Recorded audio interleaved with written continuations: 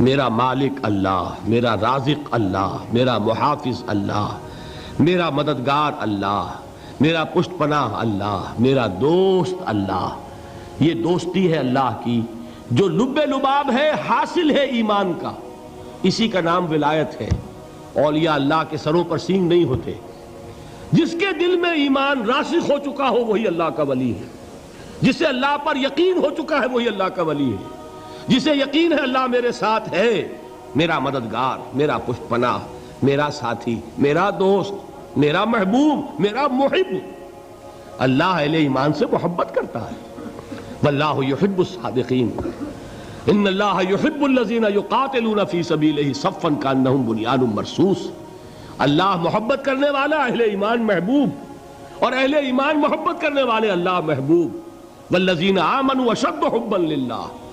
آپ تصور کیجئے جسے یہ رشتہ ایمان یا رشتہ ولایت حاصل ہو جائے، الا ان اولیاء اللہ لا خوف علیہم ولا هم یحزنون، آگاہ ہو جاؤ اللہ کے دوستوں کے لیے نہ کوئی خوف ہے نہ کوئی حزن ہے۔ اور میں بیان کر چکا تھا خوف اور حزن کے خاتمے ہی کا نام امن ہے۔ زوال خوف، زوال حزن۔ یہ خوف اور حزن کیوں آتے ہیں بار بار؟ اللہ تخافوا ولا تحزنوا، دونوں آ گئے۔ الا ان اولیاء اللہ لا خوف علیہم ولا هم یحزنون، پھر وہی دو۔ وہ کیوں ہے؟ خوف ہوتا ہے کسی مستقبل کی بات کا، یہ نہ ہو جائے، وہ نہ ہو جائے، یہ نقصان نہ پہنچ جائے، یہ تکلیف نہ ہو، یہ غضب نہ آ جائے۔ خوف ہے مستقبل سے۔ حزن ہے یہ کیوں ہوا، یہ نہیں ہونا چاہیے تھا، یہ میرا فلاں چیز میرے ہاتھ سے جاتی رہی ہے، فلاں موقع نکل گیا، اب بیٹھے ہوئے ہیں اندر ہی اندر کڑ رہے ہیں، صدمہ ہے اور رنج ہے۔ اور جو اللہ پر ایمان رکھتا ہے وہ جانتا ہے ما اصاب من مصیبت فی الارض ولا فی انفسکم الا فی کتاب من قبل ان نبرأها ان ذلک علی اللہ یسیر لکی لا تعصوا علی ما فاتکم ولا تفرحوا بما آتاکم واللہ لا یحب کل مختال فخور۔ اس زمین میں یا تمہاری جانوں میں کوئی تکلیف، کوئی مصیبت نہیں آ سکتی سوائے اس کے کہ جو اللہ نے لکھ دی ہو، اس سے پہلے کہ وہ ظاہر ہو۔